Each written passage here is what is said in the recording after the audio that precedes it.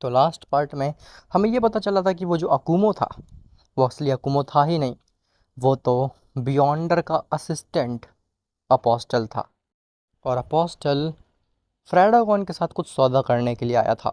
अब उसके आगे, लेकिन उससे पहले तो वीडियो को लाइक करो। और अगर तुम्हें ऐसी ही स्टोरीज और मूवीज़ देखना पसंद है तो चैनल को भी सब्सक्राइब कर देना, ताकि आगे आने वाली वीडियोस तुम्हें सबसे पहले मिल सकें।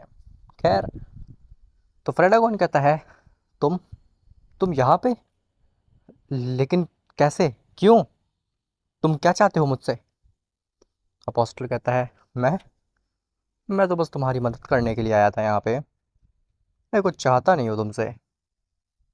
फ्रेडागोन कहता है, मदद? मेरी कैसी मदद? और आखिर तुम्हें मेरे जैसे बीइंग की ज़रूरत क्यों पड़ रही है? तुम तो हायर डायमेंशन में रहते हो, तुम तो पूरे एग्जिस्टेंस पे कंट्रोल पा सकते हो, तो फिर तुम्हें मेरी ज़रूरत क्यों पड़ रही है? ये बात कुछ हज़म नहीं हो रही मुझे। अपोस्टल कहता है, वैसे हज़म होनी भी नहीं चाहिए, क्योंकि तुम्हारी इतनी औकात ही नहीं है कि तुम मेरी मदद कर सको। खैर, अब मौका मिला है तो फिर इस मौके को गवाओ नहीं, ओमनीपोटेंट।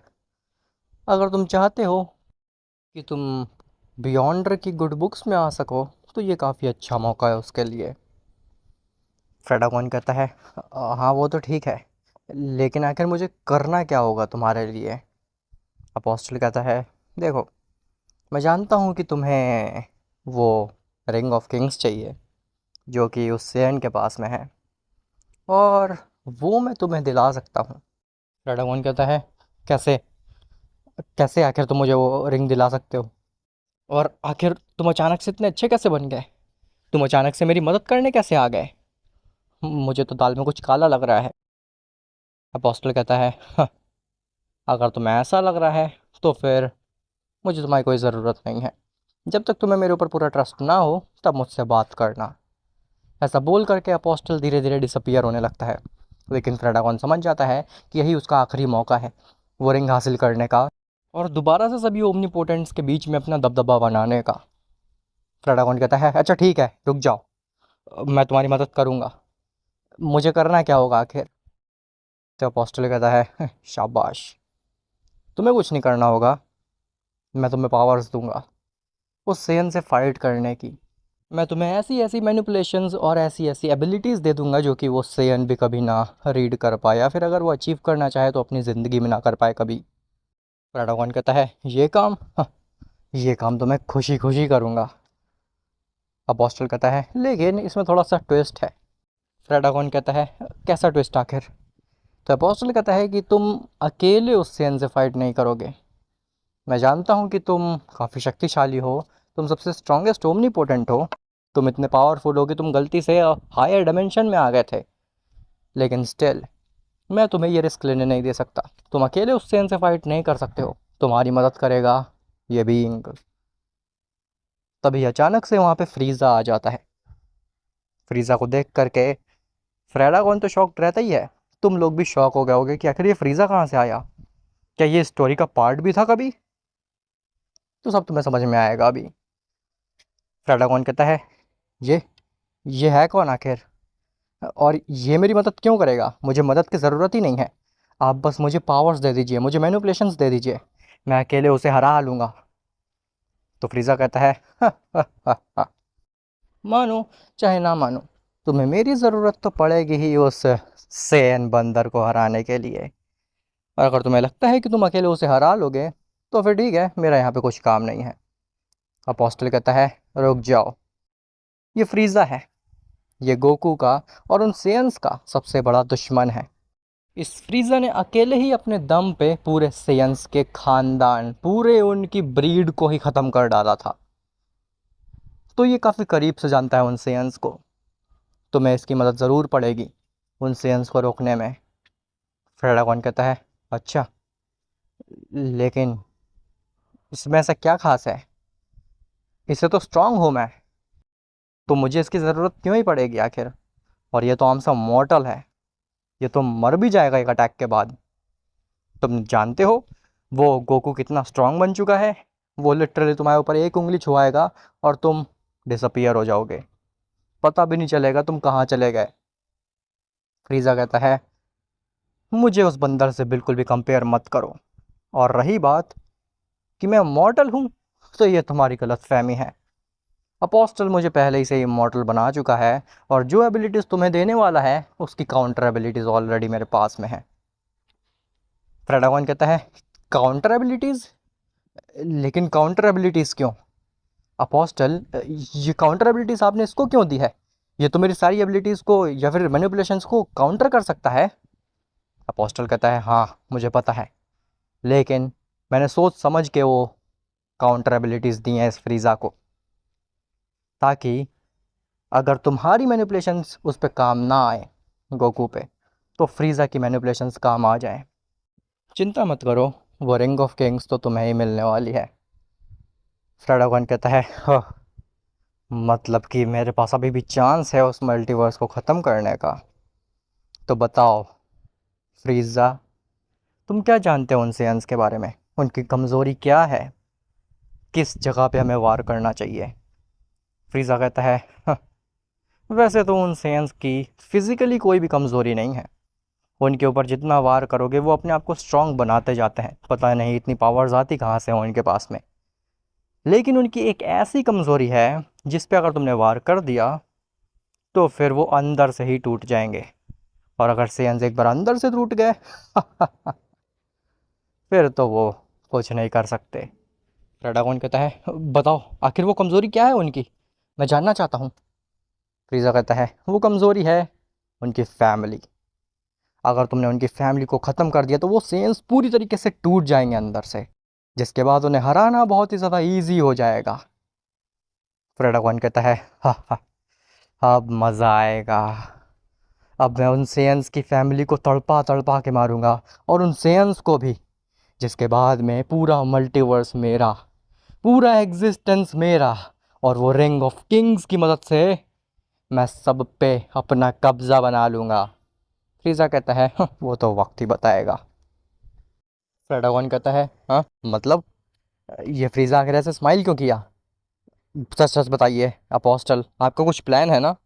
आप चाहते हैं ना कि मैं रास्ते से हट जाऊं? ऐसा नहीं होगा लेकिन। अपोस्टल कहता है, हाँ तुम फालतू की चिंता कर रहे हो फ्रेडागोन, ऐसा कुछ भी नहीं होने वाला है।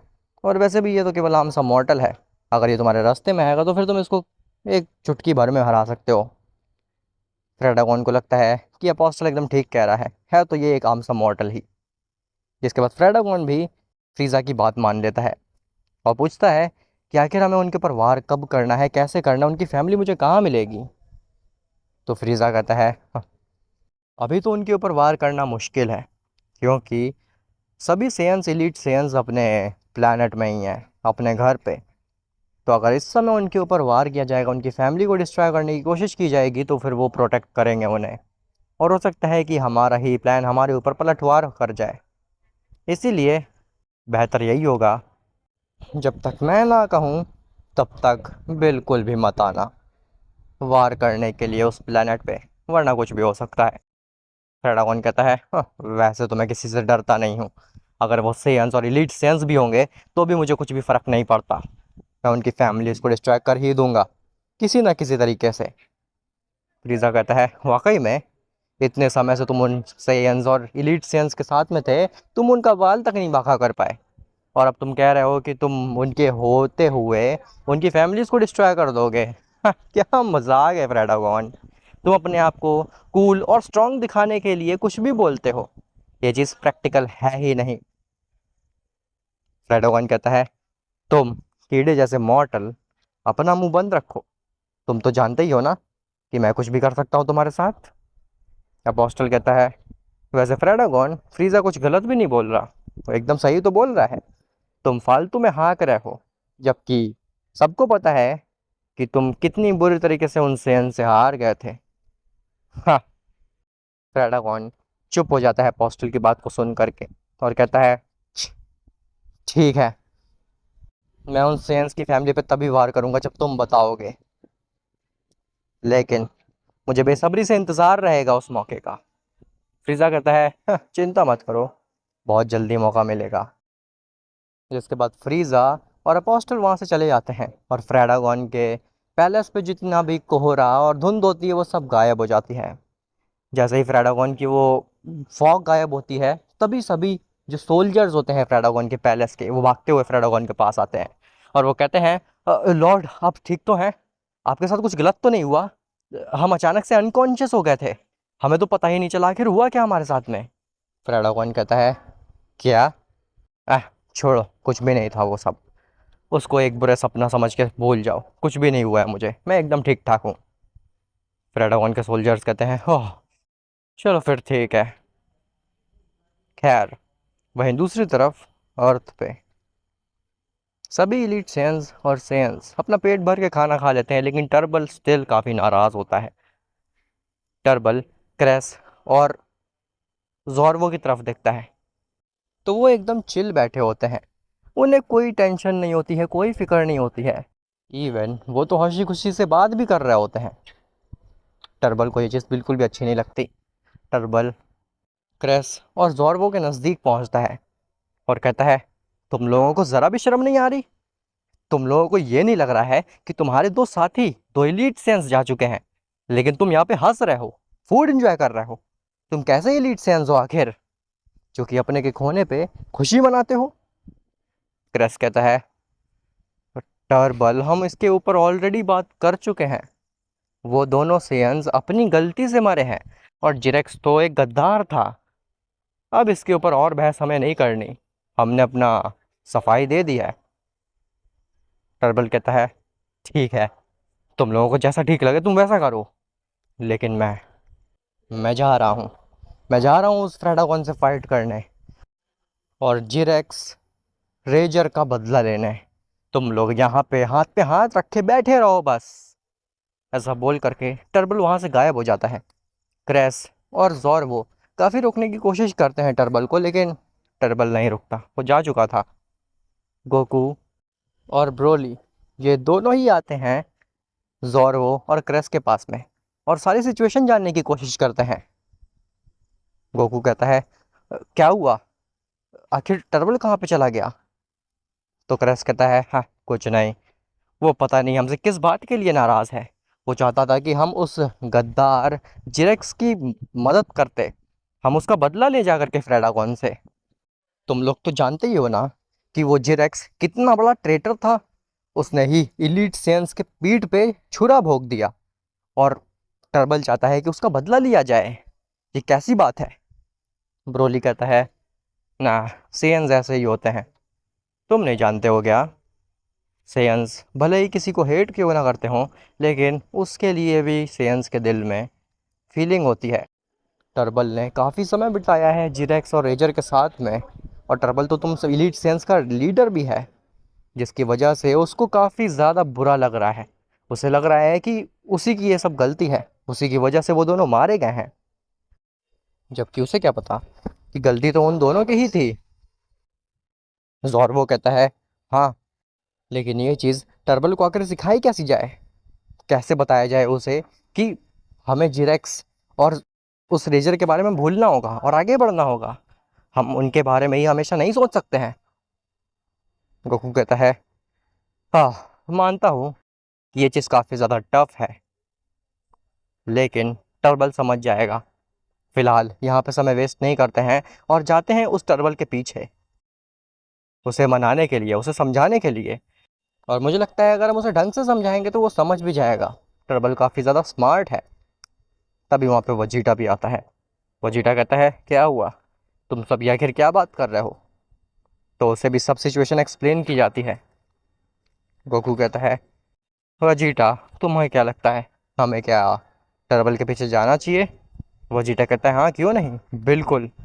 जिसके बाद गोकू, वजीटा, ब्रोली, क्रैश और ज़ॉर्वो ये सब ही निकल जाते हैं टर्बल के पीछे। खैर, ये चीज़ फ्रीज़ा को पता लग जाती है, क्योंकि वो नज़र रख रहा होता है अर्थ पे।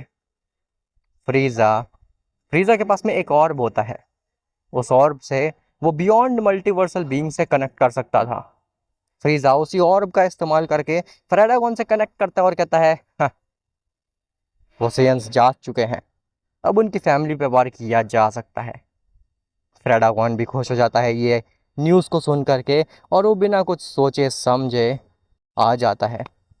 ज़ेनो के मल्टीवर्स में। अब आखिर क्या फ्रेडागोन और फ्रीज़ा दोनों मिल करके उनकी फैमिली को मार देंगे और सेंस के अंदर से टूट जाएंगे, या फिर ये चीज़ उनके ऊपर बैकफायर करने वाली है? क्या होने वाला है ये सब तो तुम्हें पता चलेगा नेक्स्ट पार्ट में। और उम्मीद करता हूँ कि तुम्हें आज का पार्ट अच्छा लगा होगा, भले ही थोड़ा बोरिंग था और थोड़ा छोटा भी, बिकॉज़ मैं थोड़ा ट्रैवलिंग कर रहा था और मेरे को वीडियो बनाने का बिल्कुल भी मौका नहीं मिला। लेकिन उम्मीद करता हूँ तुम्हें अच्छा लगा होगा आज का पार्ट। मिलते हैं तुमसे नेक्स्ट पार्ट में, तब तक के लिए बाय बाय।